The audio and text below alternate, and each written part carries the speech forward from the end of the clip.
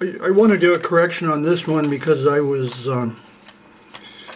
wrong, and I don't want to search out the video, but the video was called Much Better Route, where I've talked about I would have gone up here, done this, come down to get to the rock, or possibly go over here and whatever and get to the rock. Now it was a mistake to say that, because when you're coming downhill, there's two things that are different. First of all, you have open space in front of you.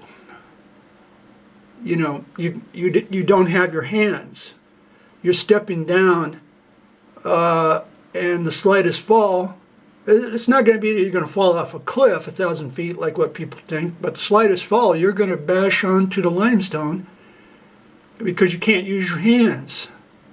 You can't use your hands. The other option is come down backwards. Now, it's not like this is impassable, but a person would have to be very determined just to get down to the rock.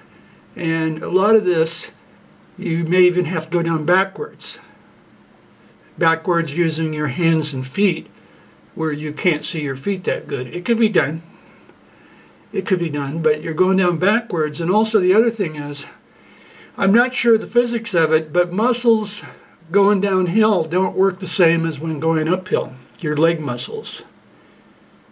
I don't know if there's a paper on it, but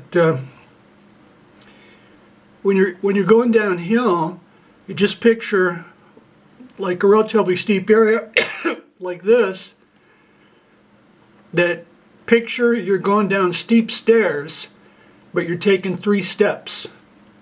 You're having to take 2 or 3 steps each time. And so you step down, and now you're suspending your weight on the leg muscles. You're suspending your weight, as opposed to going up where you're flexing the muscles normally. Now, it's complex, I'm not sure the physics, but the use of the muscles, like your upper leg muscles, when you're going down, like stepping 3 steps at a time and you have to go for a mile, is different than when you're climbing up and the muscles are flexing normally. Now, the thing is that if you visualize it, well, a person would think, those muscles don't operate no different if I was stepping down than if I was stepping up. But I assure you they do. And that is why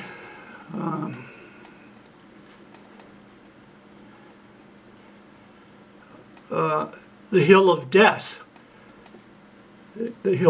that's why it's a killer. So here again, it's not like you can't make it down, but oh God, each step. I had to use my snake tongs, and I always like stepping the equivalent of 3 or 4 steps and having to spin my weight, which is 210. It depends, you know, with the pack. It depends on how light and how fit a person is.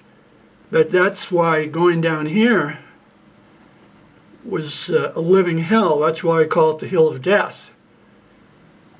But now coming back up, you know, I pretty much skedaddled up. I was beat, I was tired, yeah, but going up is totally different than walking downhill. So this was a mistake to say that this is a much better route. It could be. It's not that a person couldn't do it. They could.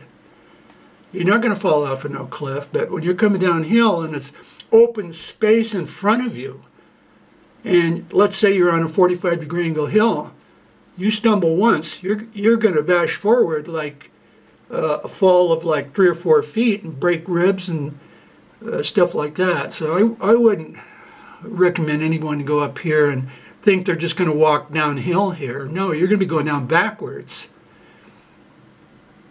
You know, so anyway, I wanted to correct that. That was bad advice. A person could do it. A person could do it to prove a point.